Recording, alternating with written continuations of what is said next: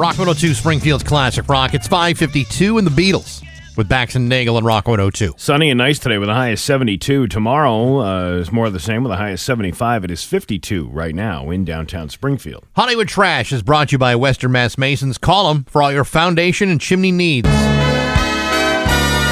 Somehow you still care about what's happening in Hollywood. So, from Tinseltown, 3,000 miles away, it's Steve Nagle's Hollywood Trash. Oh my God, they're engaged. Aren't you so excited? Engaged in what? That's the one question that no one could answer yesterday. Making lots of money. That's exactly what they're engaged in. If I were a cynical son of a bitch, which I usually am, I might suggest that Taylor Swift is using her love life to keep her name in the news every day and run up to the release of her new album that she just dropped. Well, Steve, that's a very jaded point of view. Can't you see these two are in love? Well, let's just skip over all that and pretend, this is really about the love or whatever. She and Travis Kelce announced their engagement yesterday. They both posted a photo gallery of the two of them in a rose garden. I beg your pardon? Two of them in a rose garden. Okay. What was that? What did I miss? You said they were in a rose garden. Yeah. And I said, I beg your pardon. I never promised you a rose garden. Oh, okay. I wasn't alive when that song came out? Well, my neurons weren't connecting in my head, which they usually don't. You know. Gotcha. Anyway, Travis is down on one knee in front of her in the first pick. You might want to get used to that position, if you know what I'm saying. Oh, yeah, there'll be plenty of that. The caption says, quote, "Your English teacher and your gym teacher are getting married." There's also a close-up of the massive ring, which Travis reportedly had a hand in creating. Travis's father, Ed Kelce, says the proposal happened about 2 weeks ago at a garden in Lee's Summit, Missouri. Obviously, the corporate world is reacting to the news. Even Starbucks had to mention it on the day it brought back the pumpkin spice latte. I'm telling you, so much happened yesterday, I feel like my brain's about to explode. And here's something you didn't see coming. Donald Trump actually congratulated them. He was asked about the news during a cabinet meeting because that's what the media should be doing. And he said, "I wish him a lot of luck. He's a great player, and I think he's a great guy, and I think she's a terrific person. I wish them a lot of luck." He's not wrong. They seem like a lovely couple that just I don't know, they just seem so happy. He already said he hated her. Remember, like last year, he's like, "I hate Taylor Swift," and he wrote it in all caps and put it up on his little social media thing. Yeah, well, you know. And then he bragged about how she was no longer hot because of it. But yet, here he is. Hey, people change their mind all the time. Dementia. Look how many times she's changed her mind. Dementia makes you change your mind. Well, there's that too. There's also that too. So that's the big news with Taylor Swift. Good luck to them both. I did a little video yesterday, kind of peeking into what their life would be like. Yeah, and it doesn't look too pretty. I don't know, Steve. To me, I give it at least 60 years of absolute on time alimony payments. Somebody's commented that he hit the jackpot, and I'm like, she's smart enough to probably have a prenup agreement. Oh yeah, because she's got way more money than he does. But he could make a lot of he'll never make that kind of money, but he'll have his own big fat stack of cash once his football career ends. Yeah, but she's got a bigger, fatter stack of cash. For now. So I would make sure the prenup was in place. I'm sure it's taken this long for the lawyers to draft it all up. Sometimes pro wrestling gets a little too real. It happened last Saturday, and it's happening again, but this time, at least nobody ended up in the hospital yet. But Kelly Osbourne is itching for a fight, and her target is WWE superstar Becky Lynch. Monday's episode of Raw took place in Ozzy's hometown of Birmingham, England, and Becky, being a bad guy, was trying to incite the crowd. She said, "The only good thing that came out of here died a month ago." Ooch. But in fairness to Ozzy, he had a good sense to move to L.A., a proper city, because if I lived in Birmingham, I'd die too. And Kelly went off saying, quote, "You're a disrespectful dirtbag. Birmingham would not urinate on you if you were on fire." No, Ozzy would have licked it up off the pool deck like he did in that movie with the Motley Crue. Shame on the WWE for allowing such things to be said. He'd snort around the ants just to put the fire out.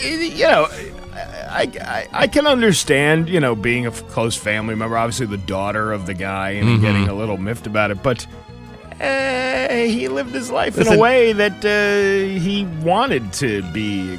Even Kelly must admit, these were stories that dogged her father for his entire life. Between that, the bat, the ripping of the pigeon's head at the conference table. I mean, there was loads of things that Ozzy had done during his lifetime.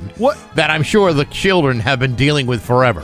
Wasn't he kind of like proud of those moments? Well, I think he regretted the bat thing. That was the only thing. The snorting of the ants and the urine on the pool deck. Well, it required rabies shots for weeks at a time. I guess so. Steve Carell and John Krasinski stopped by the set of The Office spinoff The Paper to wish everyone good luck on their first day of filming. Cast member Sabrina Impecatori said, quote, "No makeup yet. We're very anxious. Like, oh my God, we're so scared." And then we hear knock, knock. Someone enters the trailer. It's Steve Carell and John Krasinski. We're fainting. Like, what? Can you imagine? Isn't it crazy? It's the first day of shooting. Wow. What a story. Steve and John happen to be filming a commercial next door for the Italian coffee brand Lavazza. Sabrina added, quote, "I thought this is a blessing. Italian coffee, which is the coffee I've been drinking my entire life." Okay. Wow. That'll get me to pour a cup. It would definitely get me to do it. These two guys, Wouldn't have any effect on me whatsoever. Let's see. Lil Nas X. We don't do enough stories about Lil Nas X. Well, so let's jump right into it. He's doing fine. That's what he said on Instagram stories yesterday. In his first message since his arrest on Thursday, he said, "Your girl is going to be okay, boo, okay?" He added the last 4 days were terrifying. He spent most of them behind bars after allegedly attacking police officers who approached him while he was walking down an LA street in his tighty whities. He has pleaded not guilty to 3 counts of injury on a police officer and 1 count of resisting arrest. And the judge ordered him to attend 4 Narcotics Anonymous meetings per week. How do you going to know if you're going to go there or not? I don't know, but he's doing fine to do in time. Kim Kardashian congratulated Taylor and Travis on their engagement via Instagram while showing off her diamond-studded water bottle. Really? Oh, she had something to say. Oh, my God, the last time I was that hydrated was when Ray J dumped his fire hose into the slip and slide of Secrets in that sex tape you can purchase on Uport for $39.95. That was my favorite Harry Potter movie. Caitlin? The slip and slide of Secrets? Right. Watch out for the Hogwarts. Well, I never got that down and dirty with your mother, Chris Kim, but I once tried the tight end tango. I FaceTimed her whistling clarinet. What are you trying to say? What I'm trying to say is it sounded like 50,000 Chiefs fans with peanut butter stuck to the roof of their mouths. And when I finally came up for air, I looked like Patrick Mahomes after bobbing for chili dogs at Arrowhead. Have you ever been to an Arrowhead? I have not. You're missing out. Had the Arrowhead, no. Yeah, well, that's why they call it that. The whole ordeal was stickier than Milton Berle's tailgate party where I got locked in a porta potty with Andy Reid and a family-sized tub of queso. Congratulations to those 2 crazy kids. And that's your Hollywood trash on Rock 102. I'm John. 102 Springfield's Classic Rock at 6:11 with Bax and Nagle on Rock 102. It's going to be sunny today with a high of 72. Tomorrow, more of the same with a high of 75. It is 52 right now in downtown Springfield. Man, we got stuff going on today. I hardly know where to begin. I hardly know where to start at all. Well, then just throw something out there, and then we'll go with that. I don't know if you saw this news that came out yesterday. Apparently, the parent company of the Plan B Burger Bar is closing a number of locations, including the one at the Basketball Hall of Fame. Well, that sucks. Oh, well, it sucks, but on the other hand, that's really going to open up some parking spaces. Yeah, I somebody had just sent me a screenshot of somebody else criticizing the Basketball Hall of Fame. This is like their karma for kicking the Rock 102 Mayflower Thanksgiving drive out. You know what? I'm kind of past that because you're talking about a local business regardless of how you felt about it, Right. it was still employing people. Sure. And now you have how many locations? 2 locations that are closed. Or is the only I think it's there are 3 locations of Plan B that are closing. Yeah. In Hartford, West Hartford, and also the Basketball Hall of Fame, but all be shut down by this weekend. And it is very ironic that the management company who was bitching about, hey, we don't have enough room for your charitable event that you hold here for 4 days out of the entire year. Because you see, we have 2 new tenants going in, of which only one actually occupied the space, and that one was also went out of business. I'm not really concerned so much about them as I am more about the people who now have to find employment somewhere else for the thing. But again, it is kind of karma. Listen, I'm with you on that one, Steve. I hope that everybody who worked there lands on their feet. I'm just saying that it is while it is ironic in a lot of ways, the fact of the matter is, I think we made out better.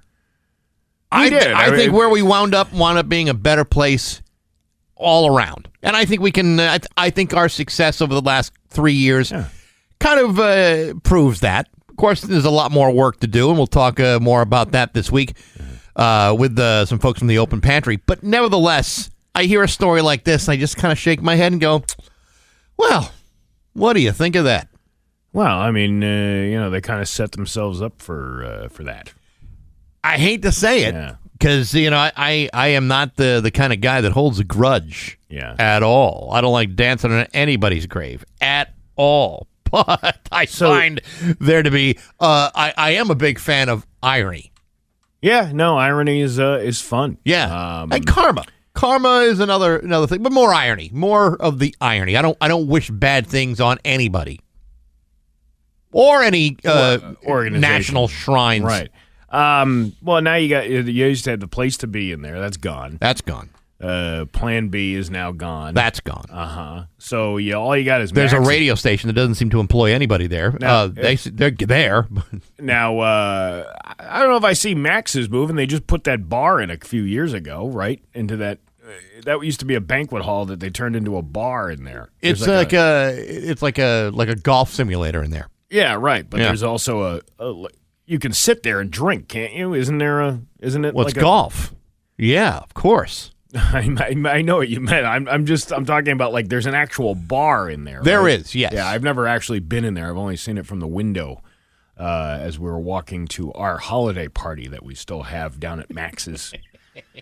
For how much longer? Who knows? You know what? This would be a great place to have a holiday party right here in this building. At least there'll be plenty of available tables if we wanted to go to Plan B for this holiday party. That's absolutely right. Now that would be ironic if we already made plans to go to Plan B for our holiday party. Now what's Plan C? What is that? I was wondering that. Yeah. What if Plan B is closing 3 locations? What's their Plan B? I'm not sure. It's again. I kind of that was like the overflow restaurant for the busy nights of Max's and things like that, and it wasn't. It wasn't an afterthought. I mean, it was a happening place for a while. Yeah, it was, but it was. I think it was more of an afterthought. I think for a lot. I think what happened is, and this is no criticism of any of the businesses that have done this, but I think there had been a period of time where you had so many high-end burger places in the area that it kind of diminished everybody's business. It was like almost too much competition for the same style of food. Well, and you know how these things came about, because I read this, I've been reading these like economics things for some reason. Yeah. I don't know why, but whatever. But back in when the 2008 crash happened and all of these, businesses went out of business and people were trying to reinvent themselves. Right. It's actually it was a subliminal type of business to open up a gourmet burger bar, because in people's minds, burgers, they're cheap. Right.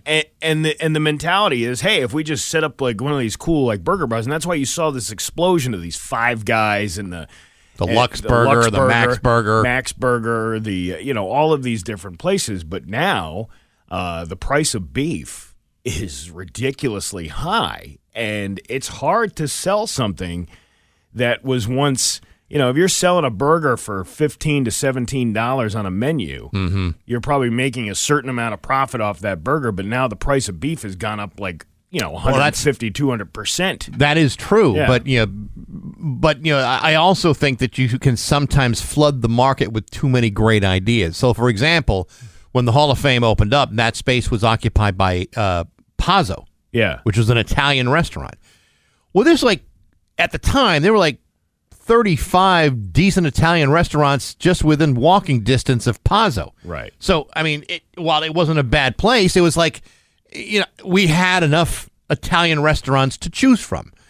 When Plan B went in there, you had this the Lux Burger, Max Burger. I'd even put Red Robin in there. Wahlburgers is down the street.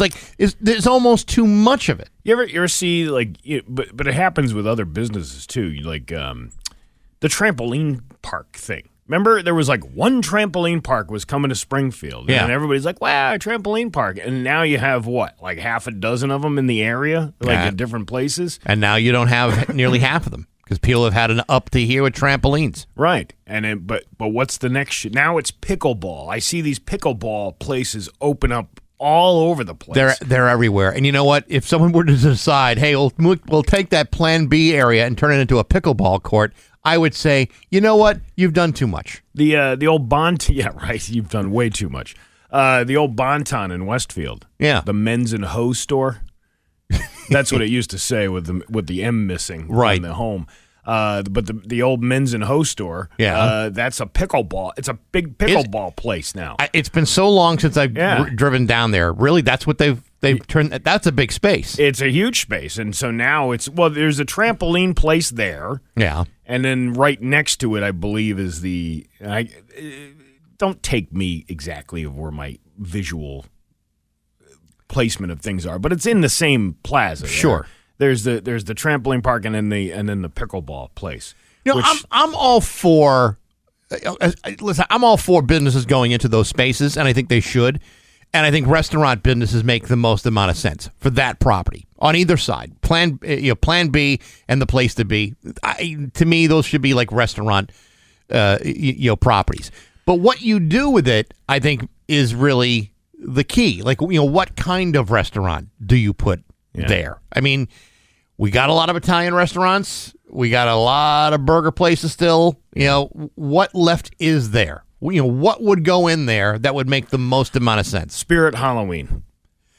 That would be my next thing. Yeah, you're right. A little pop-up shop action. Which one of our listeners wants to be the producer today and come up with a Photoshop of the Spirit Halloween sign over the old Plan B building? I'm actually surprised. We'll give you a big shout-out if you do that. I'm actually surprised it hasn't happened already. Yeah. To be quite honest with you. Well, it will. I know. Now that we put it out in the universe.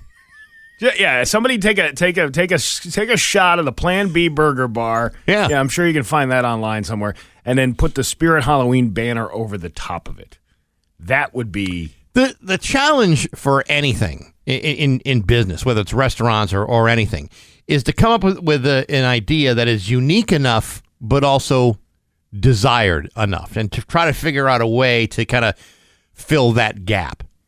For example, for a while you couldn't find sushi restaurants around the area. Well, now you got them popping up all over the place, and and that was fine for a while. And the thing about restaurant business is it really kind of ebbs and flows. There are trends, and some follow those trends, and then some of those trends stick and some don't. So it's a challenge.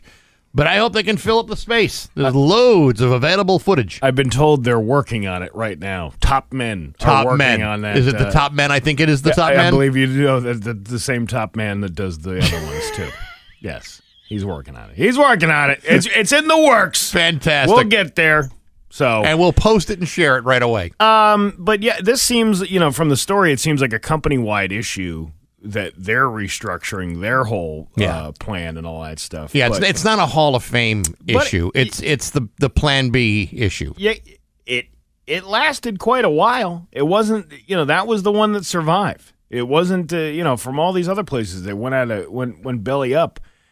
That was the one burger place that was still there through that entire time. Max Burger's now the sole survivor of that that trio, which was also a very late one too. That didn't come around in the beginning when those other burger bars No, but they already had something like that in Hartford. Yeah. So all they had to do was replicate what they were doing in Hartford, right? Which they did pretty well in Longmeadow. Still doing good business over there. But yeah, I saw that story yesterday. I was like, huh. Well, isn't that a sticky wicket? Hey, you know what? We should move our new building in there. Too many radio stations in there already. No. It'd be like Radio Row at the Super Bowl. Right. Here's what a radio station looks like when people are in the studio. And here's a radio station where it looks like nobody's in the studio but tumbleweeds. Well, after 9 a.m. That's when the tumbleweeds start flowing. I see. Between 6 and 9, I believe there's magic being made there every single day. It's 6:23 with Bax and Nagle on Rock 102. Hey, it's Steve Nagle from Rock 102. It's just about 6:29 with Bax and Nagle on Rock 102. It's time for news brought to you by Freedom Credit Union. Freedom is yours. Here's local radio icon Steve Nagle. I think today is the first day of school for some more people. It's why doesn't everybody start on the same day together? That's a very good question, Steve, and I don't really have a good quality answer for that. Today marks the first day of school for over 20 districts across western Massachusetts. This is going to go, let's see, 22 News has compiled a list of the first day of school across western Mass on Wednesday because their reporters just asked their classmates, hey, which school are you? Which school is open? They're all asking at the same bus stop. Yeah, they're all in the same Substack together. Here's the thing I don't understand. So if you started on Monday, okay, I understand that you get a full week of school. Mm-hmm. If you start on a Wednesday, you got a Wednesday, Thursday, Friday, and then a 3-day weekend. What the hell is that about? We've already kind of talked about this, and it's because the kids need to get acclimated to the new schedule. Because now and plus there's something I gotta go check. I'm pretty sure my kids, when they start tomorrow, that there's a half day on one of these days. I think it's probably Friday, because because every month of the school year has one half day. That was some agreement that they worked out, and I'm pretty sure that they have to have one on Friday. But I could be wrong about that. That is total nonsense. It's nonsense. It's nonsense because you gotta ease your kids into the schedule, the brutal schedule of having to go to school 5 days a week, 6 hours a day. I mean, listen, I get it. Kids have been off all summer long. But back in my day, we went to school right after Labor Day and didn't have a day off until Thanksgiving, and we liked it. Your nostalgia doesn't matter anymore. Apparently not. Apparently my generation has been nothing but a forgotten memory. But here we go. Here's the list around the schools that are open today. Amherst, Belchertown, Berkshire, Central Berkshire, Clarksburg, East Longmeadow, Granby, Greenfield, Hadley, Hampshire, Hollamont. Hollamont or Charlemont? It's spelled Hollamont. Well, you're going to have to stay after school to figure out how to spell Charlemont. Well, I thought it was Charlemont or Hawley. Let me see. Yeah, I guess it is the Hollamont Regional School District. How about that? Anyway, Hollamont, Ludlow, Mohawk, Munson, Northampton, Pioneer Valley Regional School, Quabbin Regional School, Ralph C. Maher Regional School, Southern Berkshire Regional School, and Tantasqua Regional High School. I feel like we've just given away school closings. No, we're doing the opposite now. We don't do school closings anymore. School openings. We're just doing school openings. Yeah, we should have like a whole little like a thing behind us here. Yeah, well, like a bed. All right, you know what? We can regroup. Okay, we can do this next hour. Are you sure? I'm pretty sure I can get it taken care of. All right, you want to do it again? Hold on a second. Okay, and we are. Yeah, I'm going to need a minute. All All right. Well, all right. Well, you know what? We'll regroup. We can do it next hour. Okay. Because otherwise, I don't want to go through the whole list of schools again. I just did it, and we have so much time. Okay. To fill. We'll figure it out. All right. We'll figure it out. A Westfield mail carrier is facing drunk driving charges after striking a pedestrian in a building in East Longmeadow on Tuesday.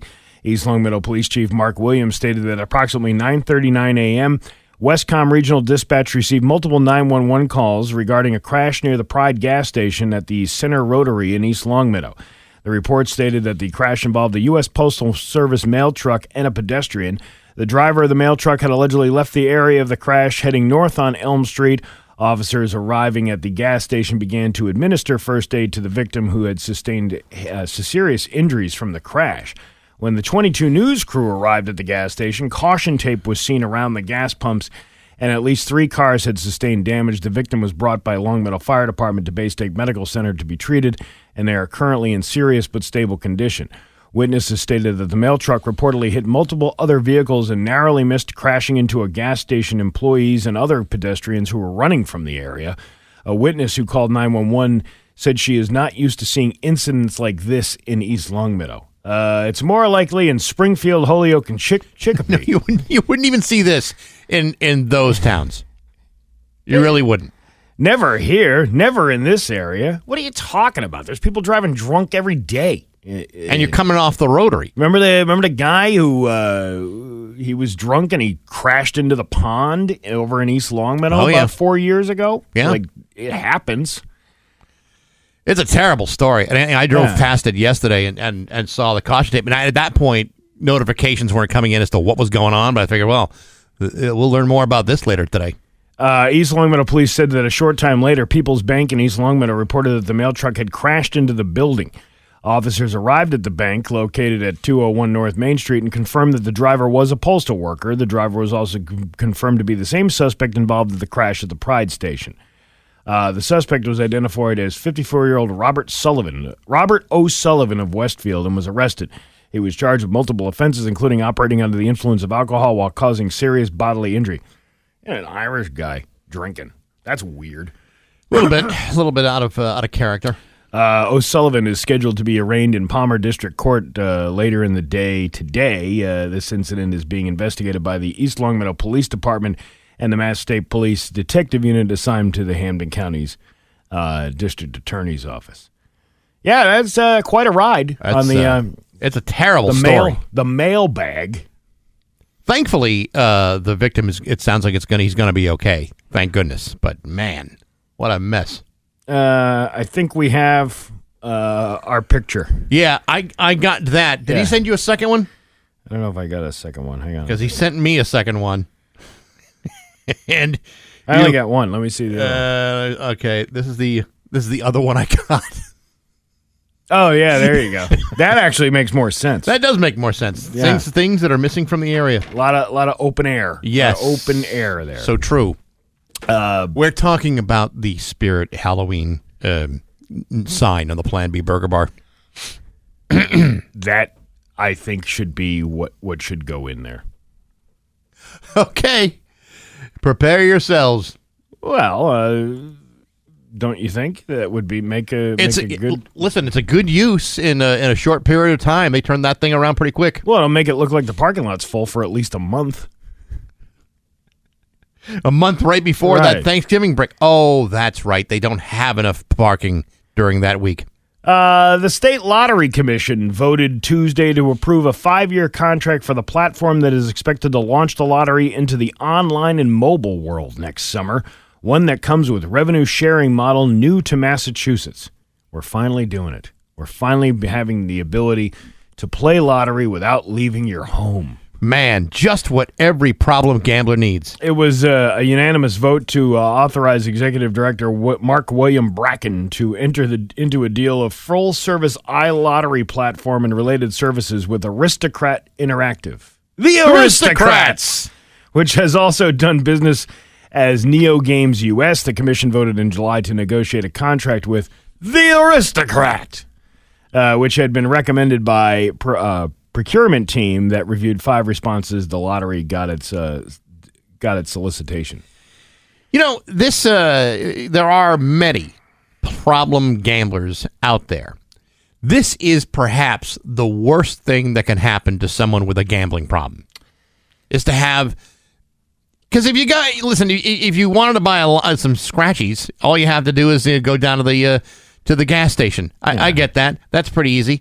But when all you have to do is just grab your phone off the coffee table, it makes it a little bit too easy. They already approved sports gaming in this state, so I know. There's already easy access to that. Why not just make it easier? And you don't have to go down to a gas station and take up the time of the person behind you who's just looking to buy gasoline while you're sitting there rattling off numbers of which scratchies you want. I'll take a number 4, a number 7, 6 number 6s, 18 number 3s, I don't know, 37. How much is that?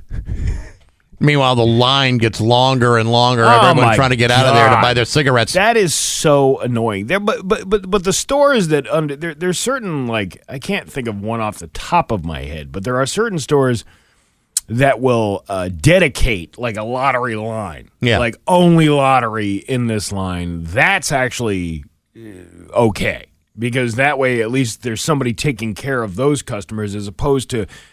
One of the biggest pet peeves, walking into a gas station and somebody in front of you whipping out they're like the regular lottery player, and they whip out that plastic sheathing with all of the numbers they're about to play. Right. And they play the daily numbers game. Now, the daily numbers game, you don't have to spend that much money in order to play that game. You could play as little as a quarter. And that's what a lot of them do. They play the any, the all, and the guy comes in with a stack of these tickets, and the lady's shoving them in there. The thing only rings up to like $8 after the stack of 50 tickets that she shoved in there, because everything is only like a quarter. That they're doing. Meanwhile, you're trying to pay for your slushie that you got in the back of the building. I just want to pay for the gas. If ever I go and buy like multiple scratch tickets. And they say, well, which ones do you want? I don't care. Just get, like, if I'm buying 3 of them, I don't care. Any 3, $5 tickets. That's all I want. Boom, we're done. I don't sit there and go, let me see. And then, let's waste everyone's time, because the cashier doesn't want to be sitting there waiting for you to come up with the answer. And if the line gets long, forget about it. You're the biggest jackass in the whole building at that point. I don't like that kind of scrutiny. It's not something that's enjoyable to be a part of. Absolutely not. But I remember years ago when I actually worked at Cumberland Farms. This is long before I saved the Cumberland Farms. But I remember I was like a college kid. Yep. And this lady was she must have spent like probably $200 on these scratch tickets and wasn't winning anything. Like, she'd win like the $2 back or the $4 maybe. I think maybe the highest one she won was 10. She'd keep rolling it into the jackpot. And then she ran out of money. But before she ran out of money, some guy who saw her scratching all these tickets, he wants to buy one of those tickets, and she starts getting upset with him. Those are my tickets. And he's like, no, they're not your tickets. Those are your tickets that you're scratching, that you're losing on. I'm buying this one.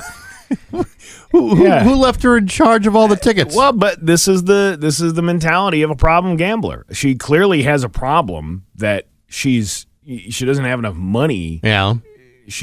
And you can tell she's irritated because she's not winning anything. Right. And then she finally taps out. She runs out of money. She leaves the store. I illegally, as an employee, you're not supposed to buy tickets.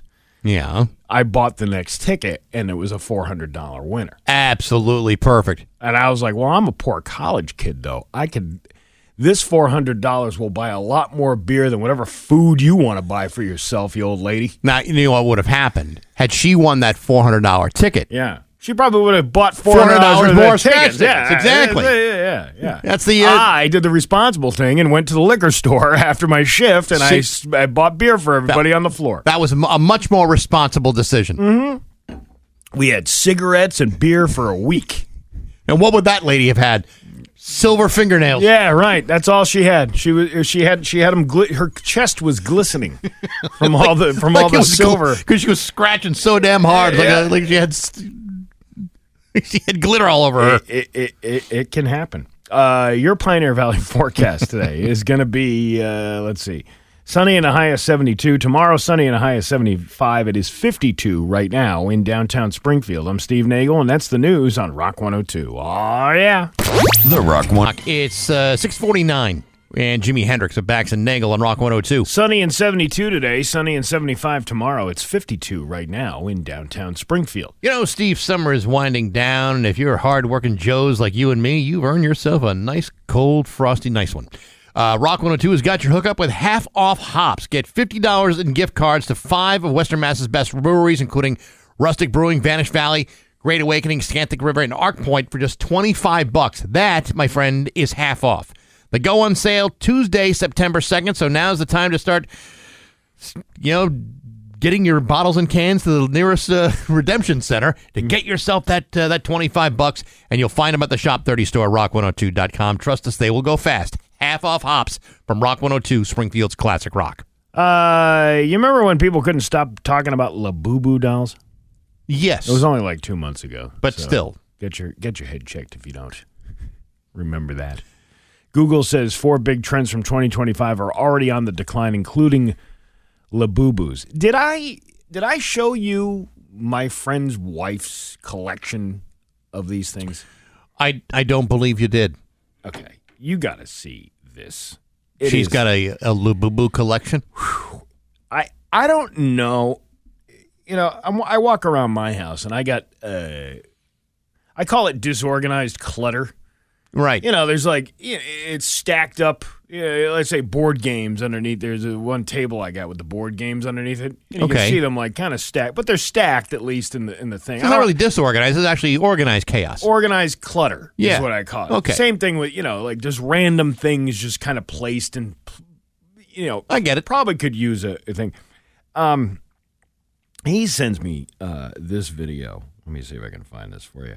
I'm not going to post this because I don't want, it's his house. Probably just better just to talk about it publicly. But I don't mind doing that. Check out this. This is their house. Oh my God! Look at all of this stuff. It's all organized. It's all very neat. Look at this. Are you kidding me? This is the house. This is all Labubu stuff. Well, this stuff. No, this is a different. This is one of those things. Those. What do they call those things? They're like little, they're faces of celebrities and things like that, but they're big bobblehead-looking things. Oh, yeah. I know what you're talking about. So there's a whole wall of that. There's a whole room full of that. And then what was the other one that he's? It's like endless. And then same with this thing too.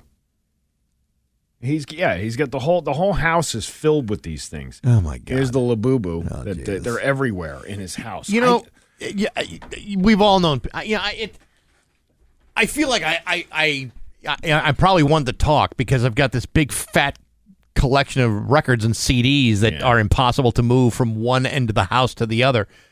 But there are certain things that people collect under the guise that this is going to be valuable someday.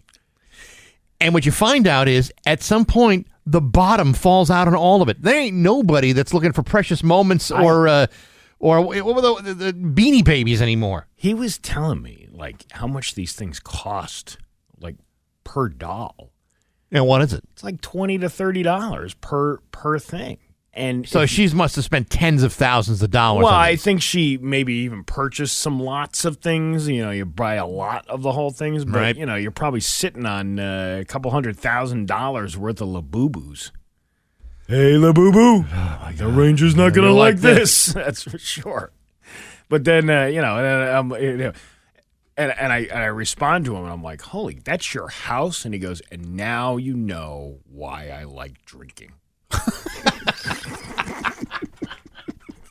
Yeah, but he's likely to Yeah. stumble all over the little boo-boos and break his neck. That is a clean home. That is a very clean home and It's- well-organized Well, that's it. It is- collection, yeah. I mean, they've got all this this very nice built-in shelving. It's crazy. But my God, that's a lot of stuff. And that's just one section of his home. The whole house is like filled with all of these collections of things. I don't know if I could ever live like that.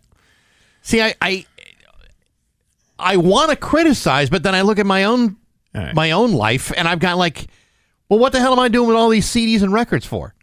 But I got them. I listen to them.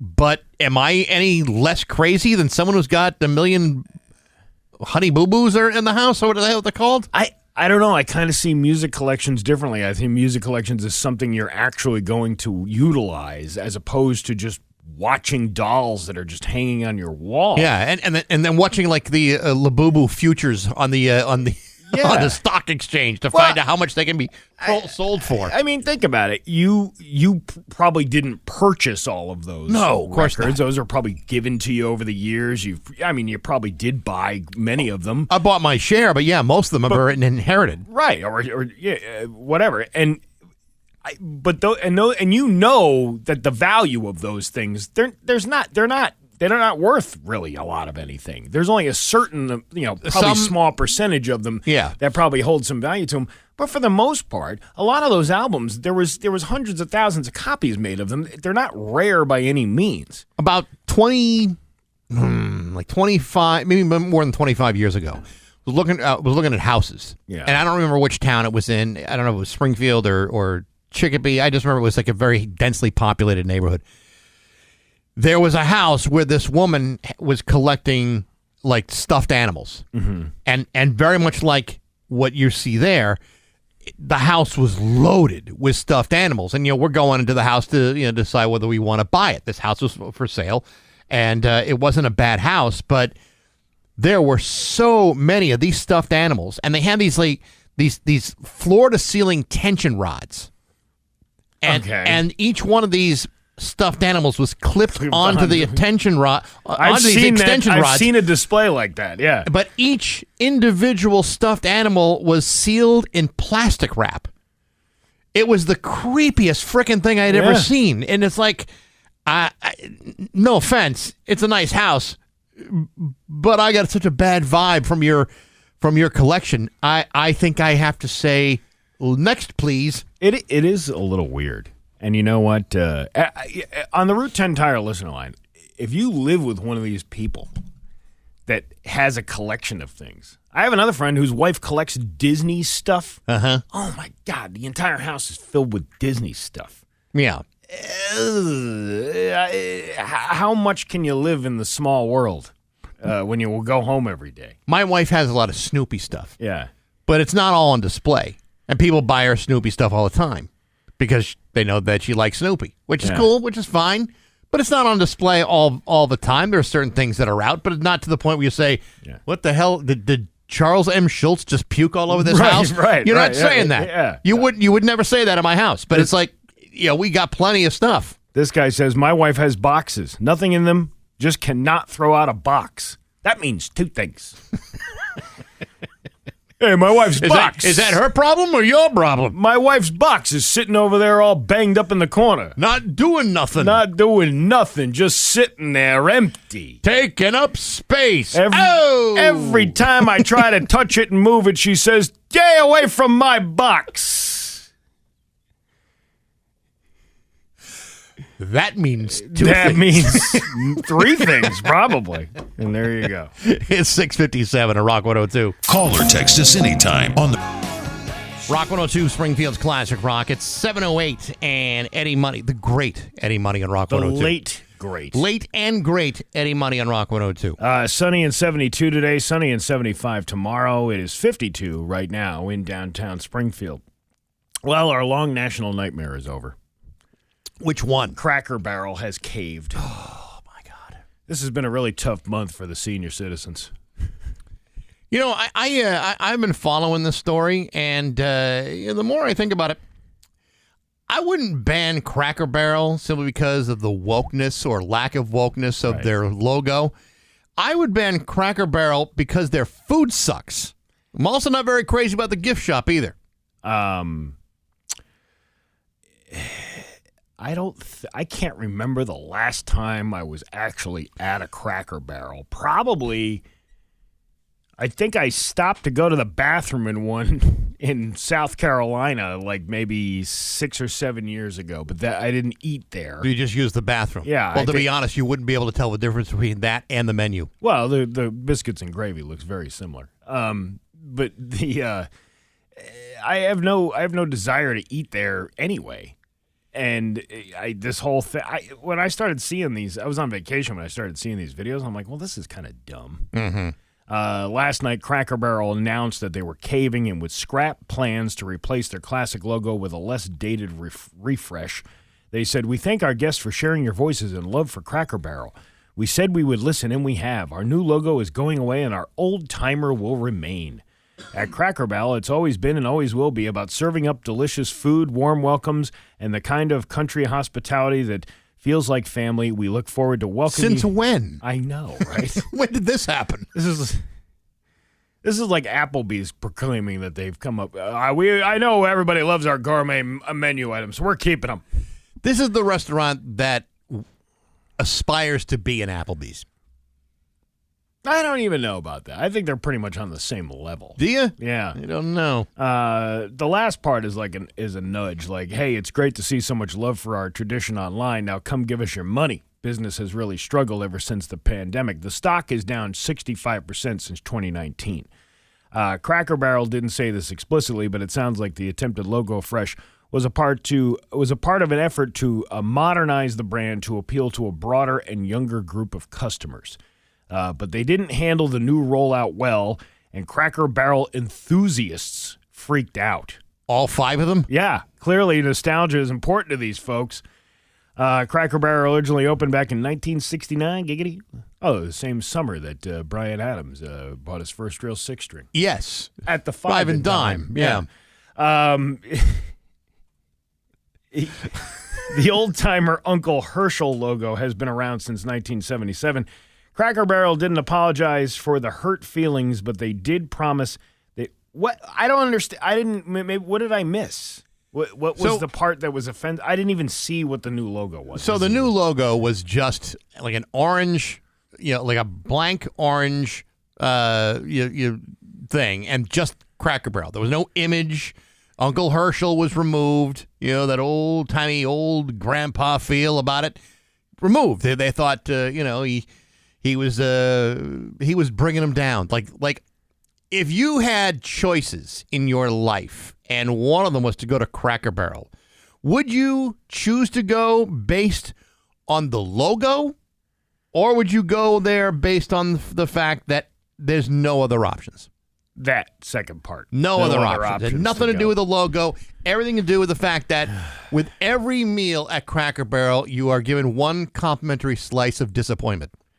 The criticism from a slew of politicians, public figures, had a common theme, that the restaurant had fallen prey to the wokeness bug that would soon become another one of its casualties. Go woke, go broke, as the saying goes. There are a few reasons why that critique misses the mark. For one, it isn't obvious how Cracker Barrel blandifying its logo is an apt example of wokeness. What was about the logo that was supposedly woke? I'm not entirely sure. I don't know if it was a Caucasian issue or racial or what, but many people took it as an offensive decision. I don't know why, really. It's their business. They can destroy it any way they want to. We talked about this the other day, yesterday, or it was Monday, with the people getting offended by things. Yeah. I'm not offended by Cracker Barrel changing the logo. I could care less what they change the logo to. I'm still not going there. I'm just not going there, and not for any political ideology. Yeah. And not for. It's because they don't serve good food. Right. That's the bottom line. It's just, and they're worried about. How do we appeal to a younger demographic? Here's an idea: serve better food. More importantly, the outrage misunderstands the order of operations here. Cracker Barrel's logo change did not come out of left field, despite that some just noticed. It's part of a sustained makeover effort to lift the company out of a fairly dire financial slump. That doesn't mean the strategy will work. That the logo alteration sent the stock tumbling may very well be an indicator it won't, although the jury's still out on its long-term effects. But again, this is an article previous to when they caved. Yeah. But Cracker Barrel didn't need to go woke to go broke because it was already broke. There was nothing that they could have done that was going to save the company by changing the logo. This is kind of how I feel too. It's like, listen, there are times when chain restaurants collapse and go out of business. It happens from time to time, and if you are worried about appealing to a younger crowd, and you're still serving, chicken and dumplings with a side of green beans that you came out of a can, then that's what you want. That's what you're going to get. And the next paragraph is to what you just said. The chain is not alone. In February, Denny's announced that it would close up to 178 locations by the end of 2025. Not long before, TGI Fridays and Red Lobster filed for bankruptcy. All of these restaurants can be classified under the same general umbrella as Cracker Barrel, with the exception that people cannot fault a misplaced controversy over wokeness for their failures. The biscuits could not even save Red Lobster. The business landscape is changing. It's just a rough time out there right now. It's hard enough to have, to own one restaurant and keep it operating. And not just this economy, but even in a good economy, restaurants struggle. It's just a fickle, difficult business. You got how many locations does Cracker Barrel have? Like a ton. I miss the number here. It's quite a few, but it really kind of appeals to a dwindling number of people. Yeah, older people in buses go to a Cracker Barrel. Those buses are are not filling up the way they used to. So when it's time to for everybody to go to the Cracker Barrel after they spend their day at God knows what, then you're going to get diminished returns. It's just I hate to say it, but that's the way sometimes businesses go. Just like everything else that's slowing down, like you just said, bus business is not as there's not a lot there's less trips of older people taking trips to the casinos and things like that because they're holding on to their money. That's not to say the bus industry is struggling, but it's changing like everything else. You got this huge population of baby boomers that are now in their late 70s and early 80s and beyond. That's a huge population that is dwindling. And so if that's what you're relying on for your business model, like the Cracker Barrel, you're going to be facing some tough times. And changing your logo, with the best intentions, isn't going to save your business. Just the name says no thank you. Right. That's on the Route 10 Tire listener. They removed the cracker and the barrel. Now, what do you mean by that? The white guy that was there, or were you? I don't believe this whole woke thing. That seemingly somebody just throwing that in there. If you're trying to reorganize your business, you're going to try anything you can to try to redo momentum. But apparently, enough people complained. God forbid you change the logo of the place that I never go to. How dare you? You sons of bitches. Just for that, I'm still never going to go there. So, the good news is all is well again.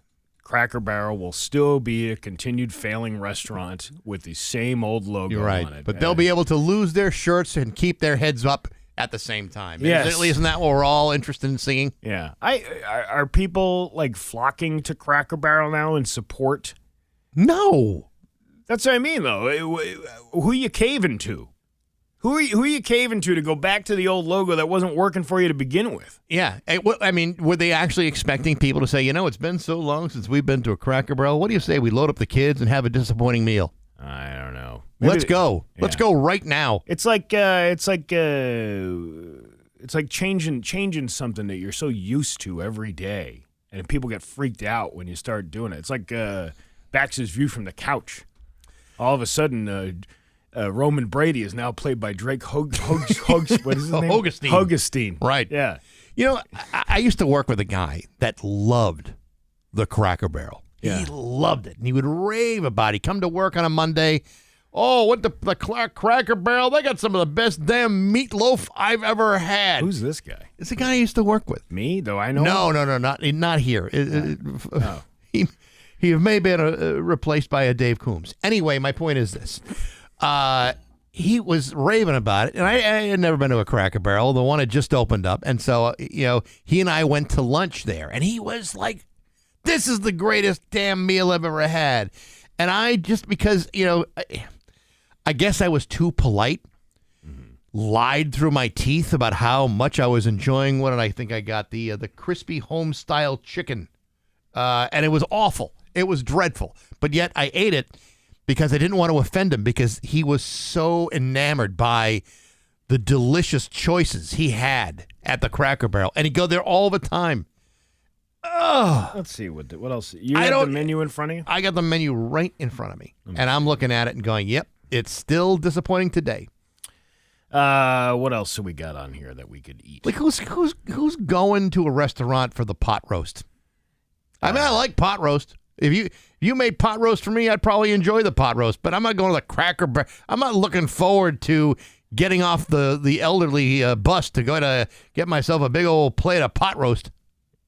You're not going to do that? No, I'm not going to. No. Even if I'm over the age of 70, I'm not getting off the bus for the pot roast. All right, I'm going to select the Holyoke one. Okay. Uncle Herschel's favorite. That's 2 farm fresh eggs and your choice of breakfast meat and 2 sides, plus biscuits and gravy. Mm-hmm. They're really about that biscuits and I don't know, sausage and egg hash brown casserole. That sounds pretty good. It does, until you order it from the Cracker Barrel. So technically, these things would be good if it weren't made by the actual place. This is why I'm going to try making those IKEA Swedish meatballs homemade, because they're probably better than what you would get in the actual IKEA. The guy I worked with described it as, this is good, like, home-style cooking.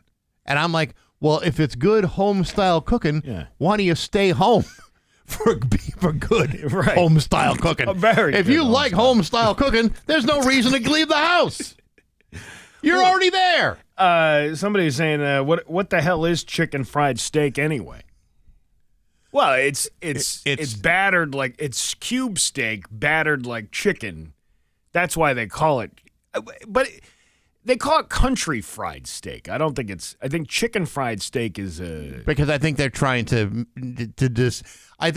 distance themselves not only from Uncle Herschel but also from the idea that it's chicken. Yeah. You can't call a steak a chicken if it's not chicken. Oh, look at this cinnamon roll skillet. You get 1, 2, 3, 4, 5, 6 cinnamon buns in a skillet. Yeah. That sounds like a diabetic breakfast I could handle. I don't need all these toes. Brown sugar latte, iced brown sugar latte. That's one of the new additions that's supposed to appeal to the kids. Is that what the new for fall thing is? Yeah, and by kids, I mean anyone under the age of 50. What about family meals? Oh, you can get a whole family meal, a whole box of Cracker Barrel. Oh, man. For $40.99, $84.99. Well, it's for the whole family, though. $63.99. There's a whole different, all these different options you can go. Let's see what you get for the $84.99. $84.99. Rib roast simmered slow with carrots, onions, and celery in a rich gravy served with 2 classic sides and buttermilk biscuits. 2,600 calories. Yeah, but why not? Pack them on. Is that 2,600 calories per serving or for the entire thing? Probably for the entire thing. I don't know. Sometimes they're so loaded with fillers and everything else that the calorie count. But if you're eating family style, there's always going to be one person in the family that's eating more than the other. So how do you do the math on that one? You know what? I think you and I should go and make a video at the Crack Whore Barrel. You ever go to the Crack Whore Barrel? That's right in Holyoke as well.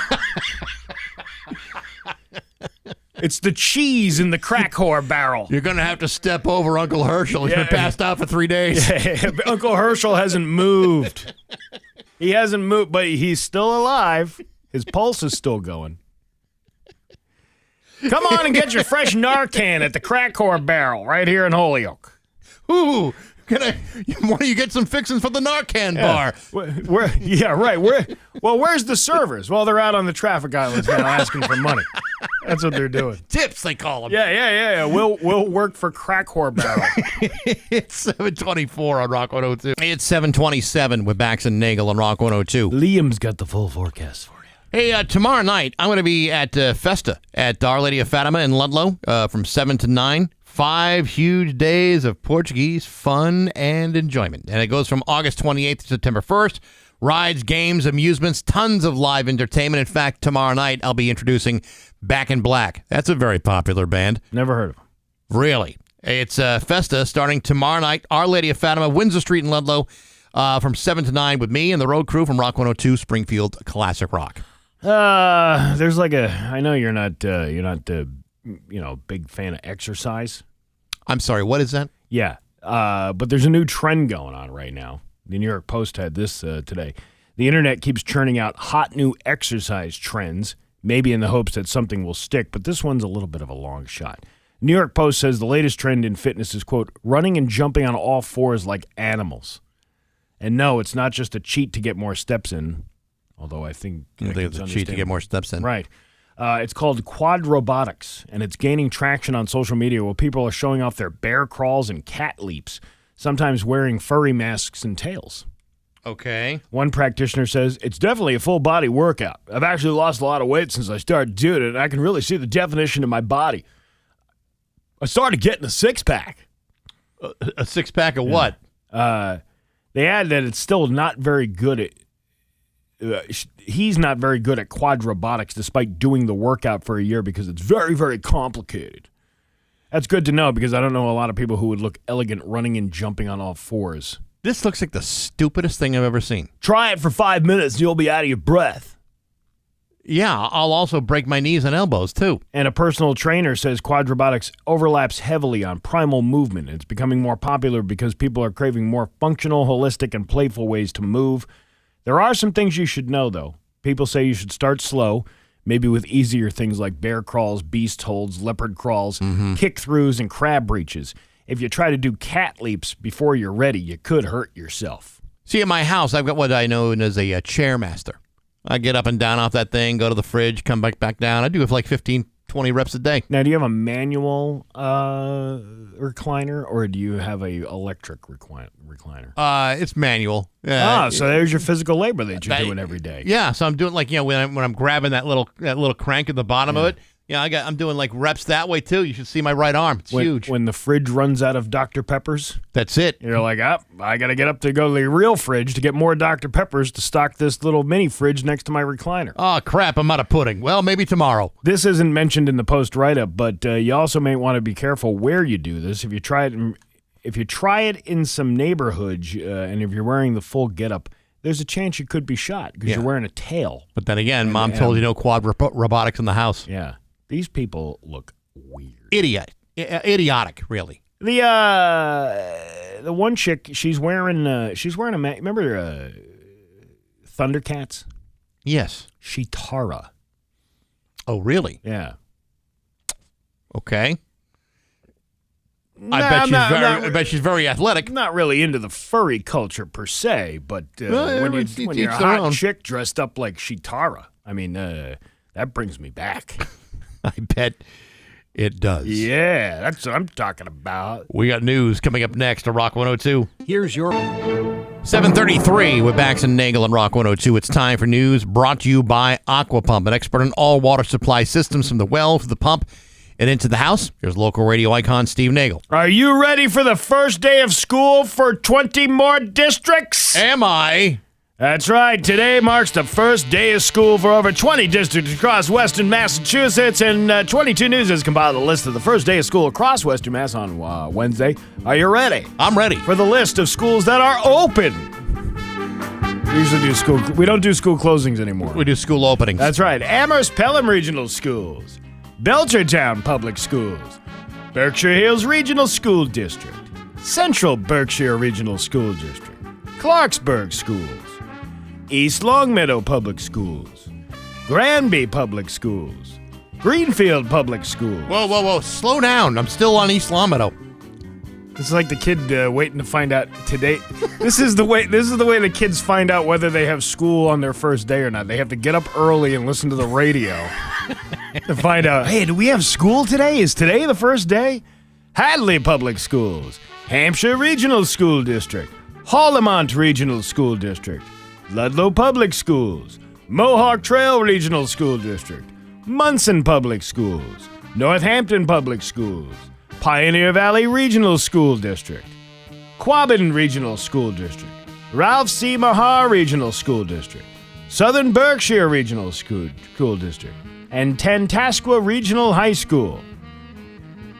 And those are your school openings for August 27th, 2025. Thank you, Steve. That's a terrific public service. Do these kids not know that today's the first day of school? Believe me, they know. They know. And the same story every day. The story hasn't changed since Monday. It just added new schools that are open. Well, and you say there's some schools opening tomorrow, too, right? Which is dumb. It's so stupid. Just start after Labor Day. Why do we have to go through this? I don't understand what these 2 extra days at the end of August is going to make a difference when the school ending fluctuates anyway with how many snow days they've had during the school year. And you know what? We haven't really had a hell of a lot of snow days in the last couple of years because of the changes in the climate. So come on. I think it was wait until Labor Day. 3 years ago, I think. Yeah, it was 3 years ago. They didn't get out until after summer started. After it was like June 23rd, I think it was, because they had so many snow days. But then this year was like the 15th, so it was like a week earlier. Who cares? It's 2 extra days. Just that's it. Start on Labor Day. After Labor Day. The Tuesday. No, start on Labor Day. No, because first of all, no. They're a part of organized labor. They shouldn't have to work on a Labor Day. But that's my day off. My kids should be away from me. No, you're going to school. It's Labor Day. Dad, school's not open. Nevertheless, I'm still dropping you off there. You can hang out in the circle. I'll be back by 3. Yeah, okay, good. Just make sure you let me know where you are. A Westfield mail carrier is facing drunk driving charges after striking a pedestrian in a building in East Longmeadow on Tuesday. This is where I don't understand. He's a Westfield postal worker? Yes. And was driving here through town. In his postal truck. Was he delivering mail to the post office there? That is unclear. I don't understand how this whole thing was working out. East Longmeadow Police Chief Mark Williams stated, I believe that's Dan Williams' brother. I don't believe they're related. That at approximately 9:39 a.m. on Tuesday, Westcom Regional Dispatch 911 received calls regarding a crash near the Pride gas station at the Center Rotary in East Longmeadow. The report stated that the crash involved a U.S. postal truck and a pedestrian. The driver of the mail truck allegedly left the area after the crash, heading north on Elm Street. Officers arriving at a gas station began to administer first aid to the victim, who had sustained serious injuries from that crash. When the 22 News crew arrived at the gas station, caution tape was seen around the gas pumps, and at least 3 cars had sustained damage. Here's the weird thing. This happens at 9:30 yesterday morning. Yeah.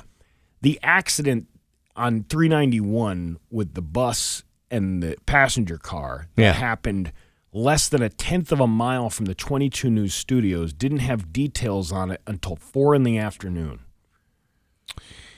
Yeah, and I don't really understand that and either. And the news crew was out here in East Longmeadow, 15 minutes away.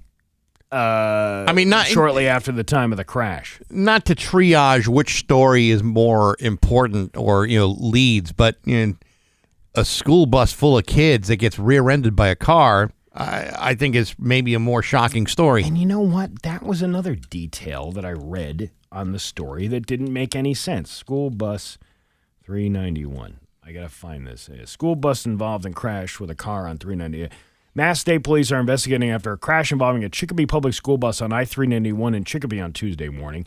The Mass State Police said the car rear-ended the bus at the 2.6 mile marker at approximately 7:30 a.m. Several Mass State Police cruisers were along the side of the bus with a second school bus and multiple ambulances at the crash. 2 students were taken to the hospital At the 2 students were taken to the hospital as a precaution.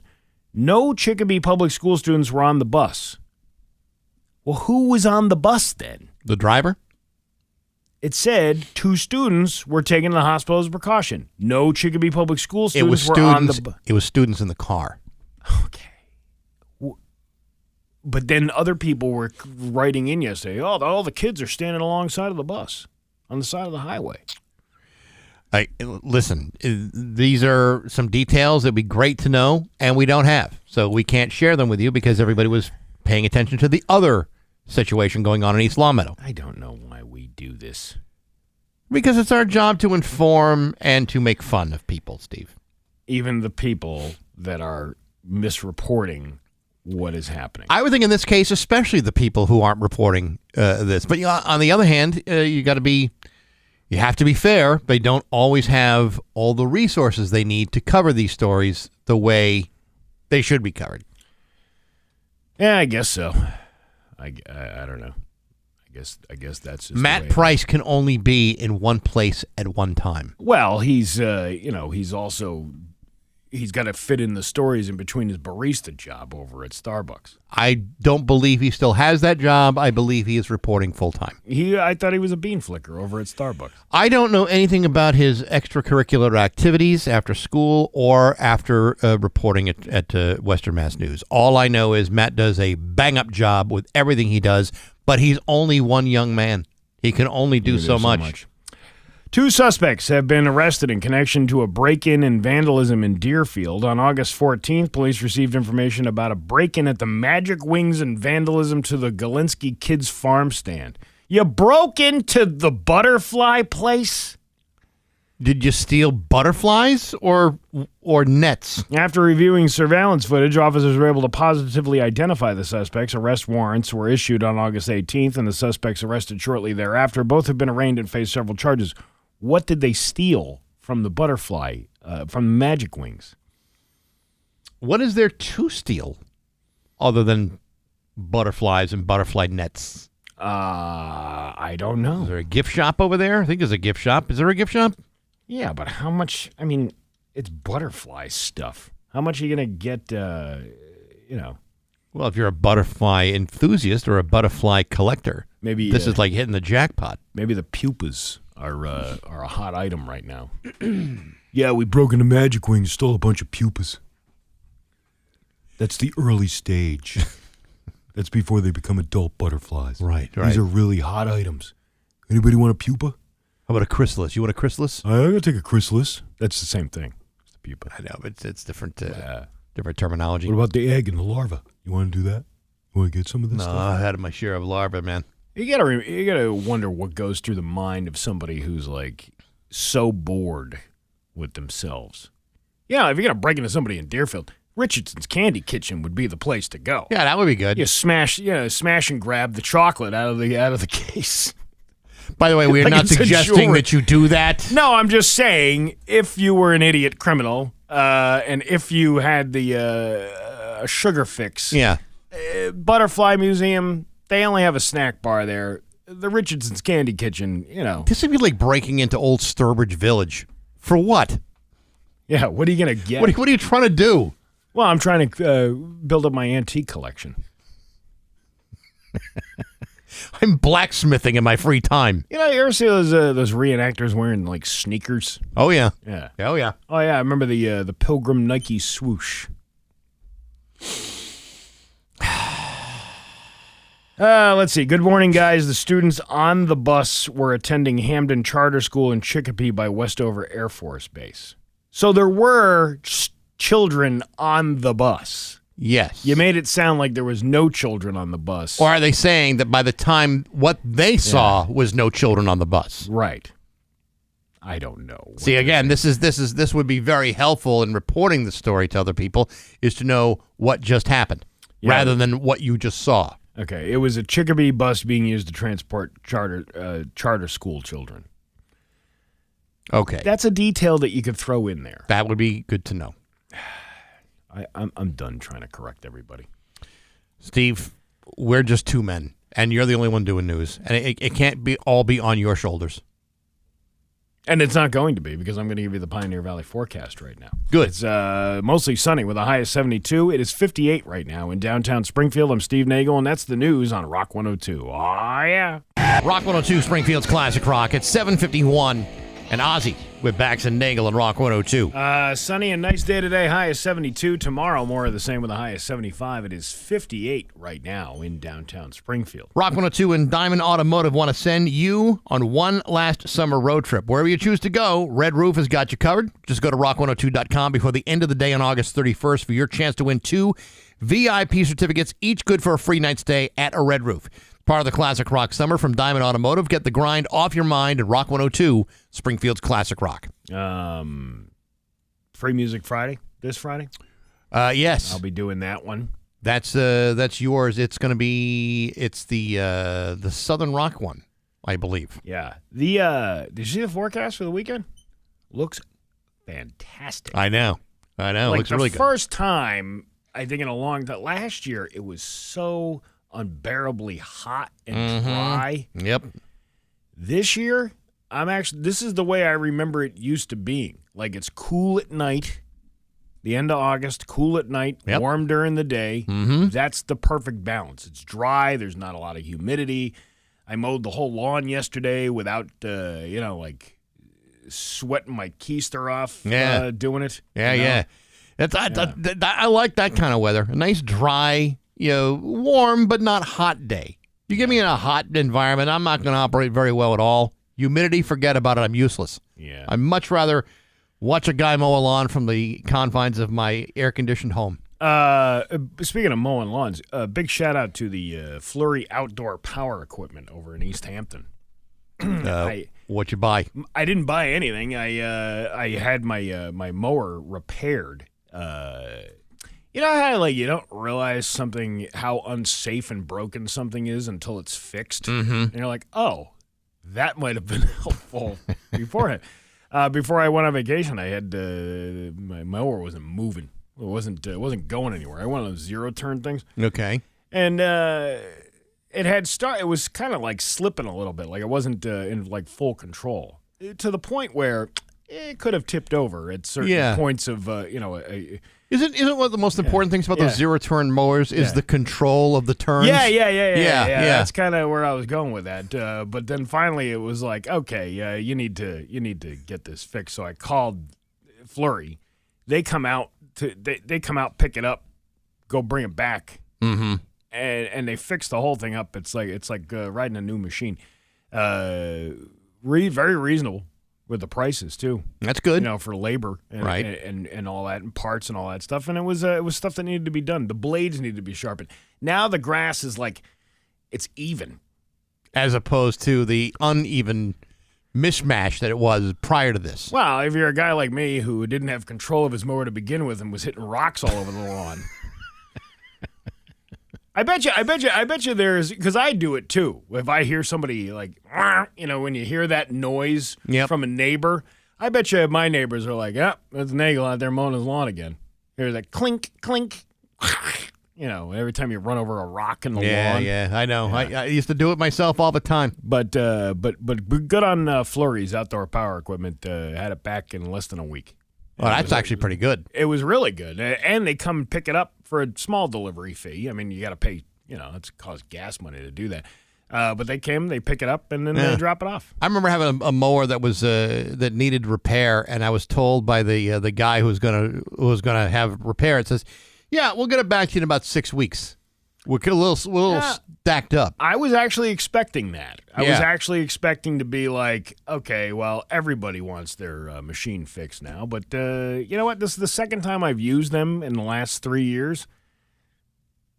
Excellent work, either way. Oh, there you go. And when somebody can deliver something to you, if I don't have to find a trailer and find somebody that can transport it for me, that's a win. Yeah, those things are very hard to load up in your car. Yeah, you can't really load a zero-turn on a minivan. Even if you get the roof rack or you move the third row or whatever. The roof rack is a little small for the zero-turn, even if you put ramps up the back. to get it up on top of the roof. Much better to have qualified professionals move that for you. Yeah, but now it's running like a safe machine. I'm actually mowing yesterday. I'm like, whoa, you can actually control this thing? I didn't realize. If I had known that. You just get so used to it being broken. Yeah. You don't remember what it was like to be. It was like when I got my front end fixed on my car. You don't realize how bad and rattly it is until it's fixed again. And then you're so used to driving around with it like that. Well, there you go. There you go. It's 7:57 at Rock 102. Hey, good morning, sports fans. How the heck are you? Folks, we could sit here all day and talk about the Patriots' 53-man roster and all the mandatory cuts that it took to get there. We could talk about the Red Sox winning 5 out of their last 6 games. We could even talk about what's going on at the U.S. Open this week. However, the fact is, all that stuff is going to have to take a backseat as we dive into the single most important sports story of the day. And that is the unexpected news of Taylor Swift's engagement to future Football Hall of Famer Travis Kelce of the Kansas City Chiefs. Now, I know there are some of you who are jaded, bitter, and completely resistant to the beautiful love stories that are out there right now. All I know is that there will be some of you who will say, Baxie, how did this become a sports story? To which I would say, open up your eyes, jackass. This is bigger than sports. Do you realize the unimaginable impact that this news will have on the upcoming season? It's immeasurable. Because while the Chiefs will be looking to go to their 4th straight Super Bowl, Travis Kelce will be busy doing stuff like picking out invitations, putting together his side of the invitation list, choosing which bath towels to put in the bridal registry. He's not going to have time to study the playbook and watch game film. He'll be too busy choosing color schemes and centerpieces and which song they'll be dancing to at the reception. And it better be something special from Taylor's valuable catalog, otherwise the whole day is ruined. Listen, I know people are losing their minds over this whole wedding business. The truth is, I already picked out the crock pot she wanted on the Williams-Sonoma bridal registry. I might also grab a couple of yard rows while I'm at it as well. The rest of you may be out of luck. In the meantime, there's an 18-week football schedule to get through, and I, for one, can't wait to receive my invitation in the mail. Because if I'm going to be hearing about this wedding every day until Super Bowl Sunday, then I'm going to want to bring a +1. But hey, enough of my yapping. Sports brought to you by Rocky's Ace Hardware. Hey, the Big E is only 15 days away. Of course, you're going to want tickets and skip the line and save some time. You can get discounted Big E tickets right now at your neighborhood Rocky's Ace Hardware. I'm Bax. That's my view from the couch. Rock 102. Rock 102, Springfield's classic rock. It's 8:09 and Bon Jovi with Bax and Nagle on Rock 102. It's going to be sunny today with a high of 72. Tomorrow, sunny with a high of 75. It is 58 right now in downtown Springfield. I don't know. What do we got going on here? You got anything? Well, I got a couple of things, 2 things in particular. And I don't know which one I feel we can dig into more. One, apparently ding-dongs have been recalled due to a mold contamination. Ding-dongs? Yeah, hostess ding-dongs. You like ding-dongs, don't you? Yeah. All right. Well, then in a related story, not all about ding-dongs, there was a story in the New York Post. This taboo sex act could save your relationship, experts insist. Catalysts for conversations. What? Yes, this is a sex act that some people, including some sex experts, say could save a marriage. All right. Cuckolding. Having somebody else watch you? Have or you watching watch somebody else have sex with your wife? No. Sleeping around might seem like the ultimate relation killer, but it could actually have the opposite effect, according to one unconventional sex expert. Andrina Winters claims that watching your soulmate have sex with another person could conversely be the secret to keeping a marriage thriving. She says it may not spring to mind when you think about ways of keeping a relationship afloat, but cuckolding can be invaluable because it forces the couple to talk about their fantasies. Can you do that without another person involved? I think you can have the conversation without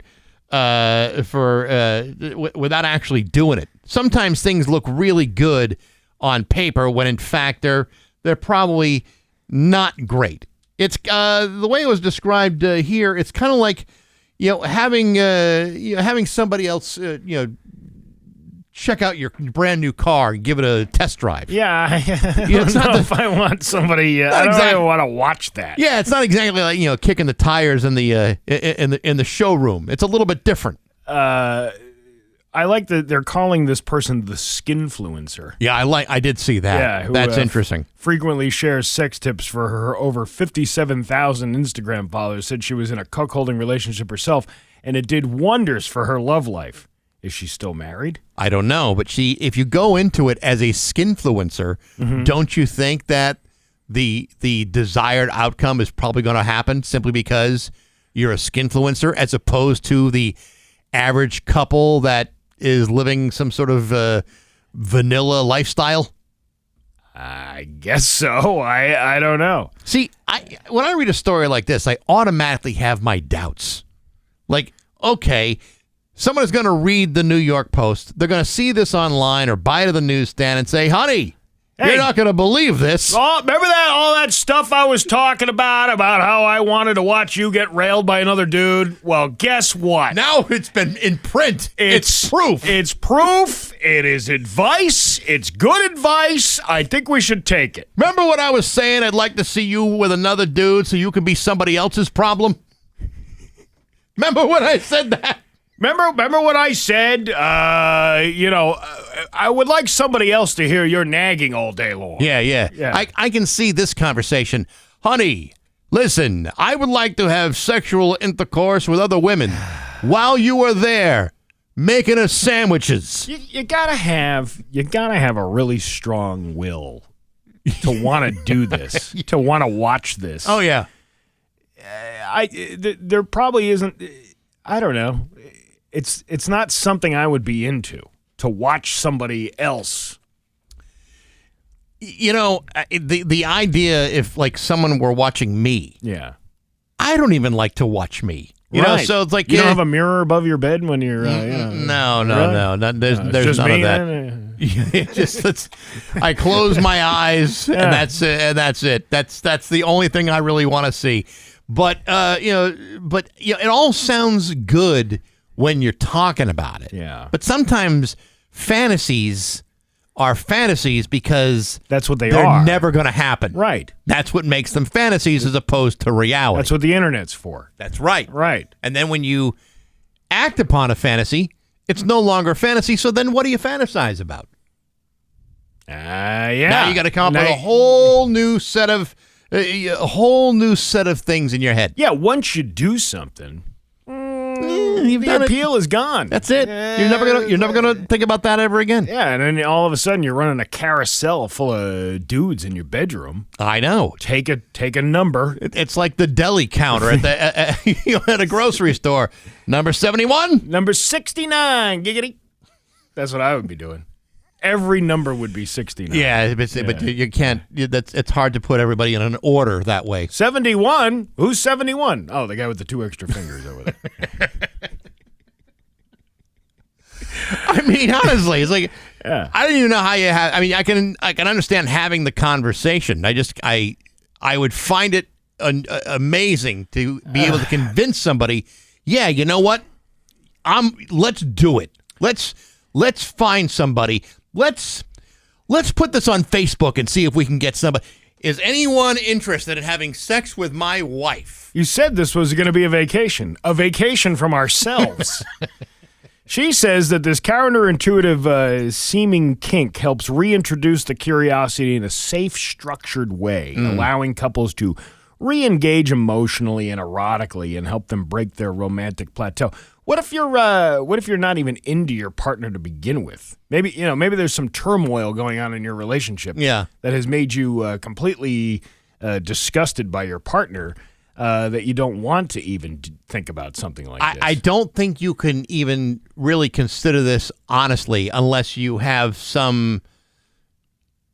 unless you are totally secure in your relationship. Yeah, it would have to be. Because if the guy is, for whatever reason, better built than you, is performing better than you, there's always going to be comparisons, and you're going to feel like a dope if he happens to be better.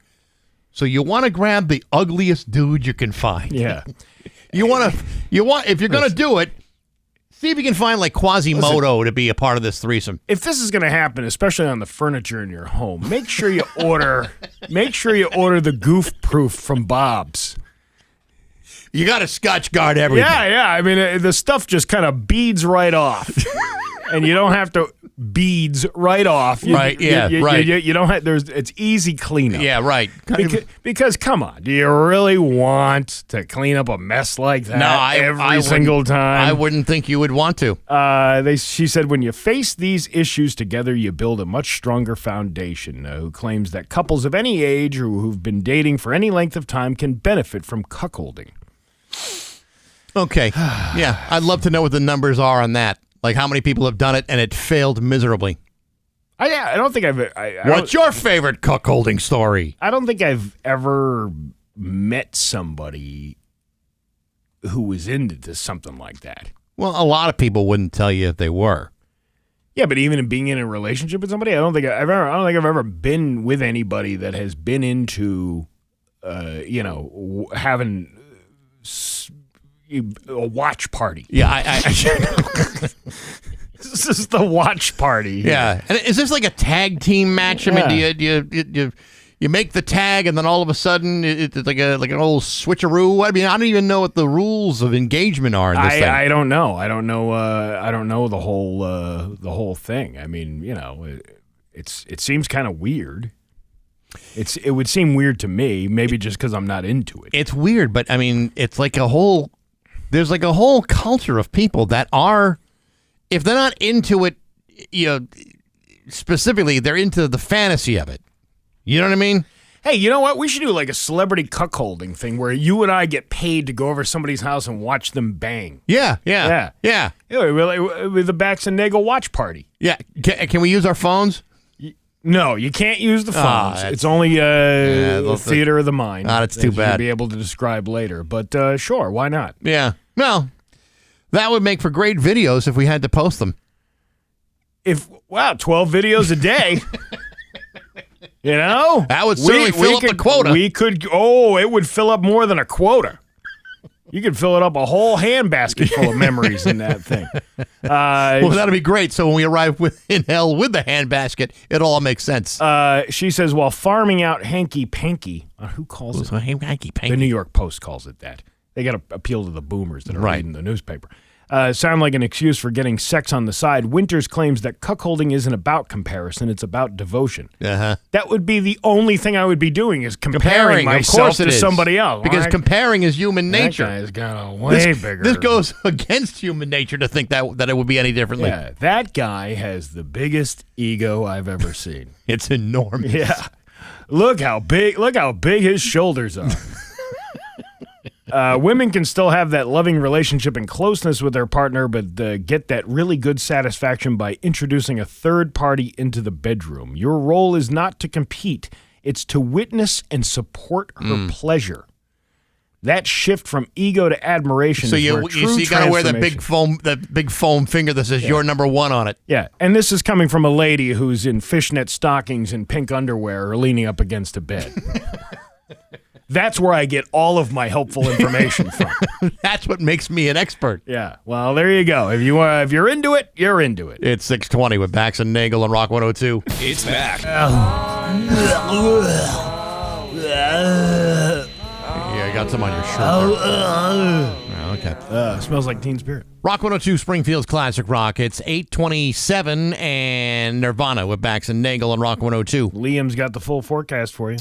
Let me see here. Yes. The football season is just about to kick off. As you know, September 7th is the first week of the NFL season, and Rock 102's Pro Picks pool will be underway. In fact, if you go to rock102.com, Your Call Football weekly winners get a $50 gift certificate to Vanish Valley Brewing.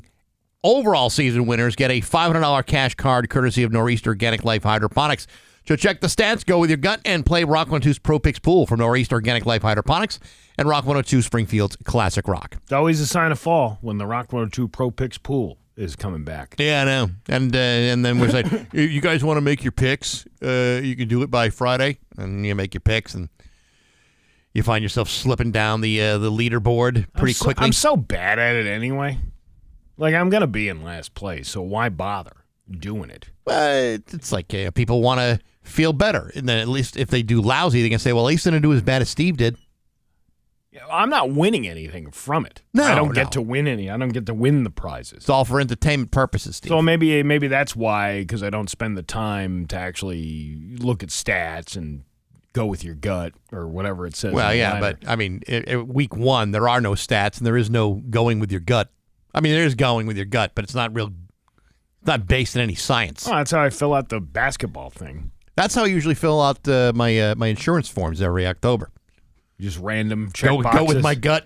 Yeah, go with Check your gut. the stats. And then you don't know until you're getting screwed with premium. That's it. Increases. On the I thing. signed up for what? Yeah, I mean, I'll do it. I mean, I'll be the company man, and I'll play along. Attaboy, Steve. But I have no. You're gonna win against me. Anybody's gonna win against me. I'm not. I'm just doing it for the participation trophy. And that's it. Yeah. That's all you really need. What does the participation trophy look like, by the way? I'm not really sure. I don't know.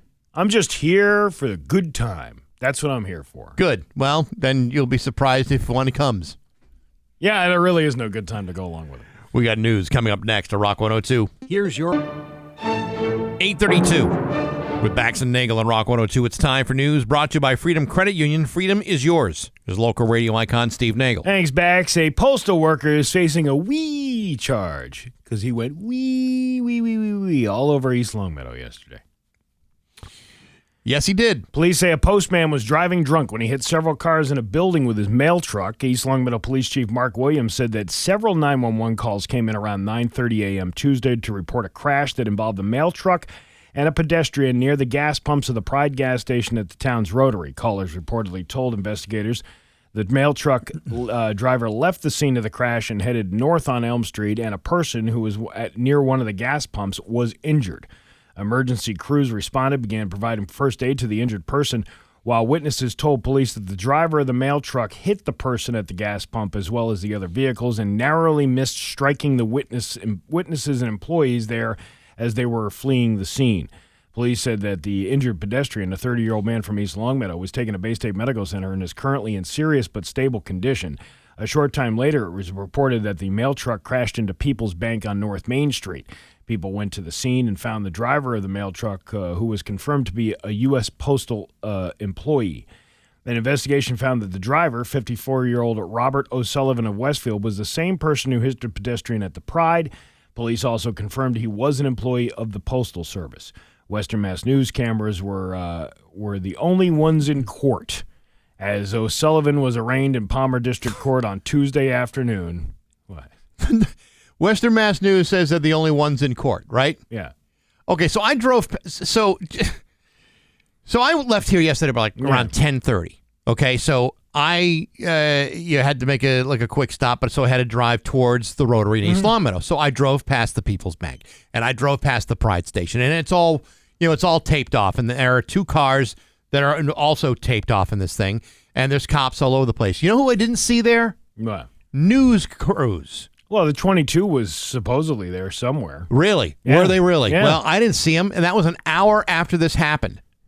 An hour. And no reporters, no cameras, no nothing, no news trucks, nothing. Nothing there. When the 22 news crews arrived, we got 10 cents off our gallon of gas by using our points, Pride points. Yeah. But meanwhile, they're saying, well, we were there in court. You weren't even there during the actual event. Well, or soon after the event. An hour after the event. Where were you? What were you covering? Listen, when they're standing outside of a building, empty building at 5 o'clock in the morning. Yeah, they'll show up to that, but after a big news, this is the first or second big news story of the day yesterday, including that bus crash on 391. Yeah, okay, I can see being at one, but then you got to go to the other one too. Witnesses in the courtroom shared what they saw. So the witnesses are now the news crews. Here's what we saw. We saw a judge, and he listened to lawyers. There was a court officer. Actually, there were several of them. And one said, "All rise. Court is now in session." And then the judge said, "You may be seated."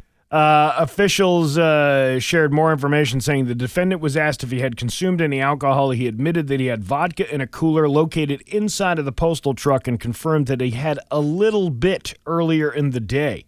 And the defendant, his eyes were glassy and bloodshot and also had difficulty maintaining balance.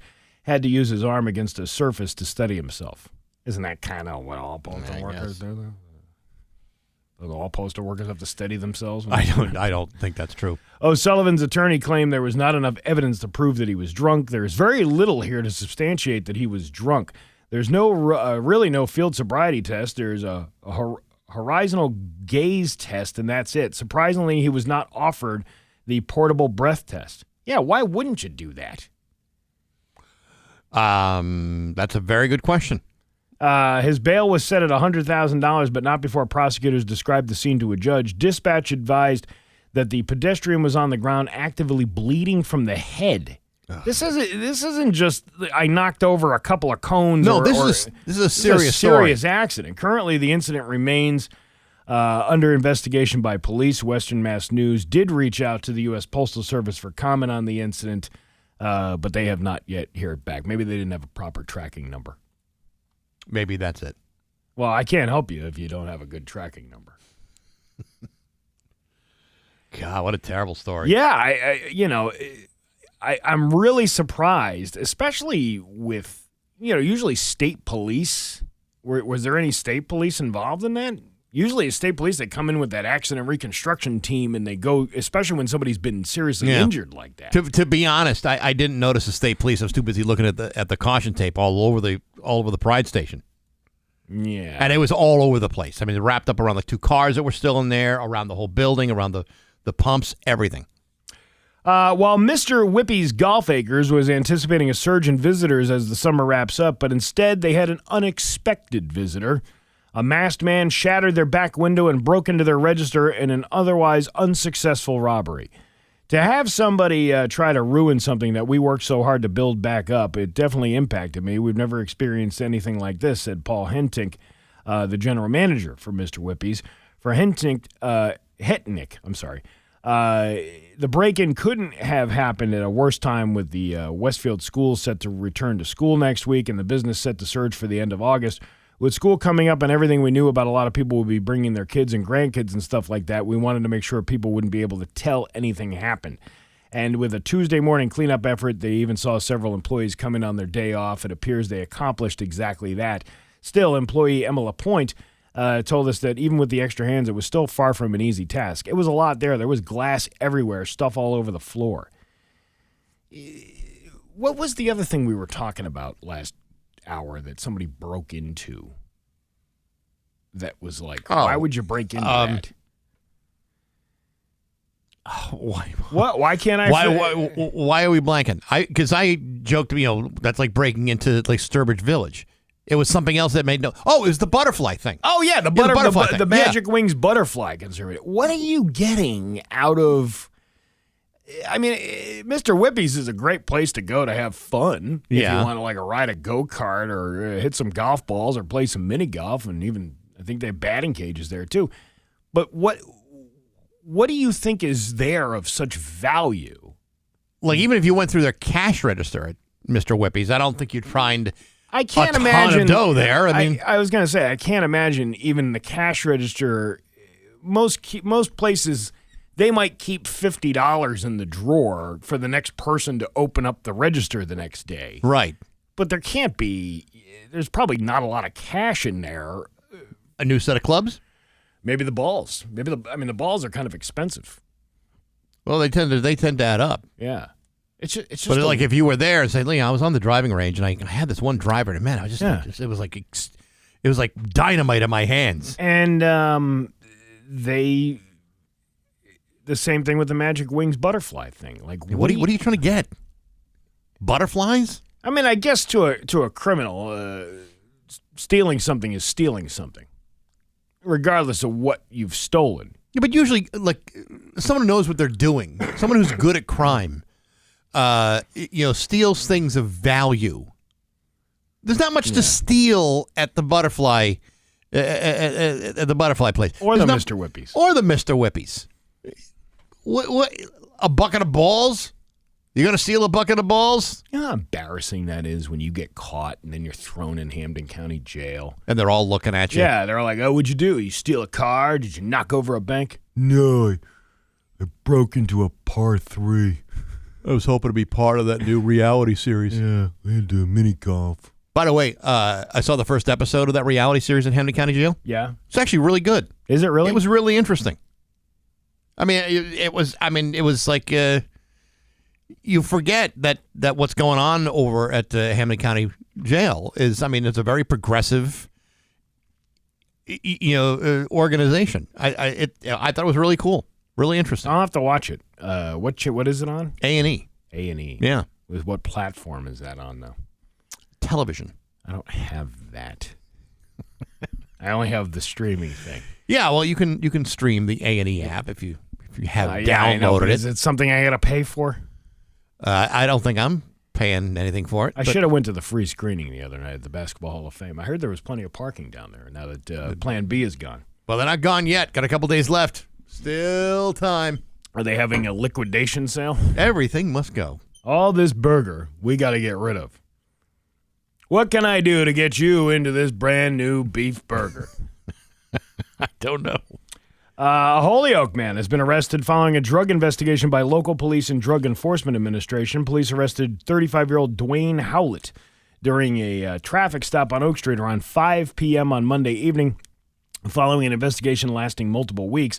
Upon searching his Oak Street home, officers seized a trafficking weight of cocaine and heroin and fentanyl. Oh, I thought when I read the headline, it was his weight in crack cocaine and fentanyl.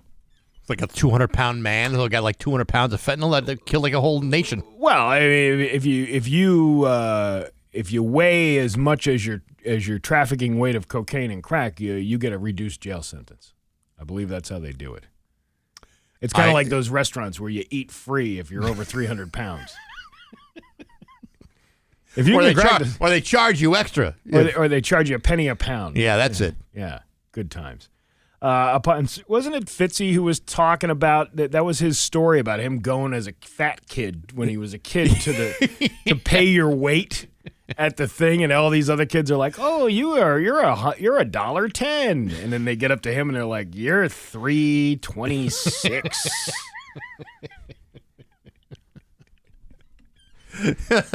An indelible stain on his youth. Upon searching the Oak Street home, officers seized the trafficking weight. They also recovered ammunition, a firearm, magazine, and $4,200 in cash. Guns and ammo or highlights? Probably highlights. He now faces a variety of drug and other charges. I guess you're going to be doing that kind of activity. I suppose. You're asking to get arrested.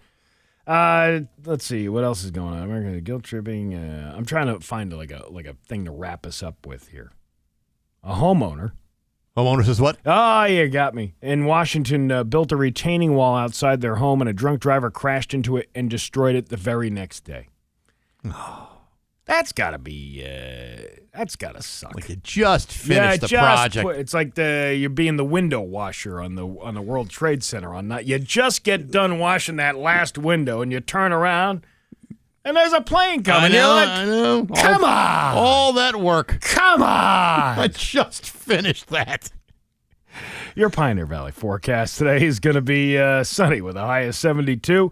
Tomorrow, sunny with a high of 75. It is 58 right now in downtown Springfield. I'm Steve Nagle, and that's the news on Rock 102. Oh, yeah. We all know. Rock 102, Springfield's classic rock. It's 8:52, and Def Leppard with Bax and Nagle on Rock 102.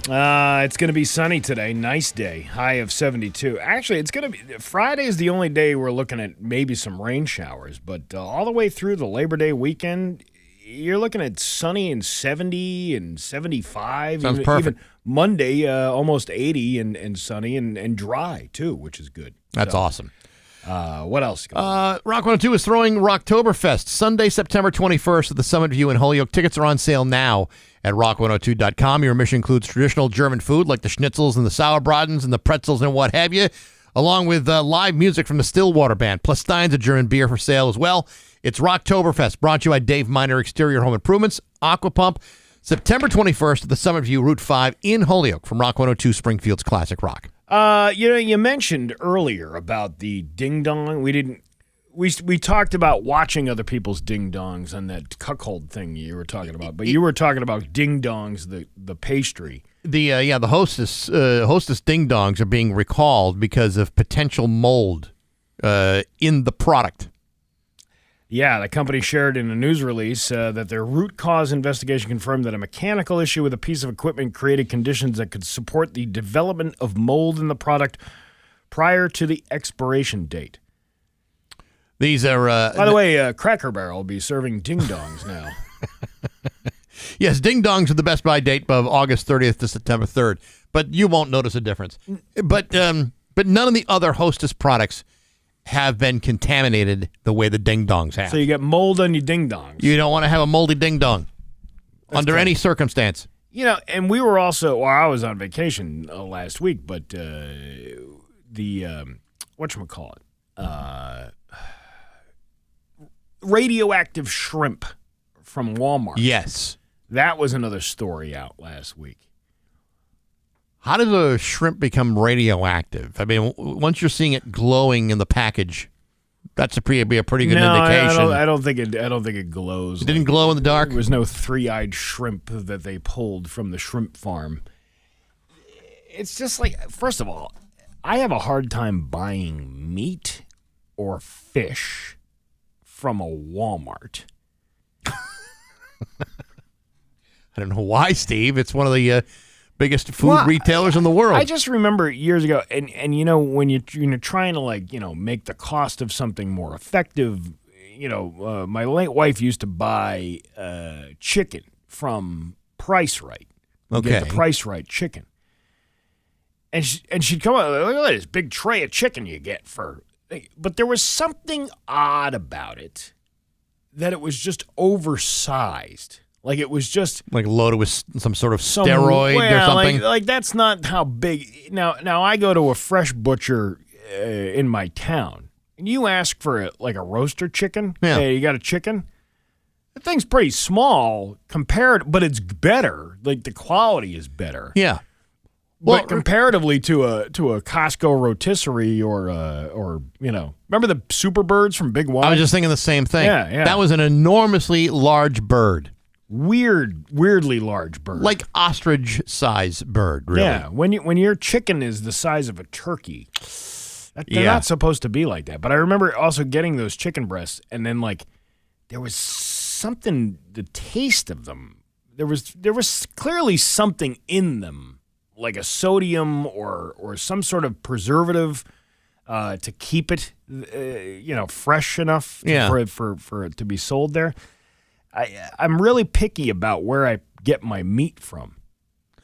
Well, and I don't think there's anything wrong with that. Yeah. But I mean, many people don't have access to a local butcher, right? Because there are no local butchers around. I mean, the big retailers like the Walmarts and larger grocery stores have kind of cornered the market on that. Your average butcher, while I agree, I'd much rather go to that guy than buy it in bulk. Right. But I mean it's for most people it's kind of hard to avoid exactly what you're talking about. And that's I don't think that way sometimes. That there are other people out there that don't have the luxury that I do of being able to go and pick and choose where I get stuff from. I understand that, but it seems kind of like I don't know. It's just not something I would trust. I'll buy the non-perishable stuff, like crackers and ingredients and things like that. But you don't know how many chemicals and preservatives are in that stuff either. Well, I mean, if you're talking about flour or sugar or things like that, I mean, most of the King Arthur flour is the same King Arthur flour they sell everywhere else. True, but if you're buying another brand that may be overly processed and maybe sprayed with chemicals to prevent it from, say, getting mealworms or something like that, then that's what we're eating. We're eating processed. We're eating basically remanufactured food. Well, I got the chemo shrimp Here's my chemo shrimp. There you go. And I got mold on my ding dong. Yeah, I don't know how many people are going to deal with a moldy ding dong. Is there a cream for that mold on your ding dong? Oh, it's a cream filled moldy ding dong. I bet you it is. It's 8:59 to Rock 102.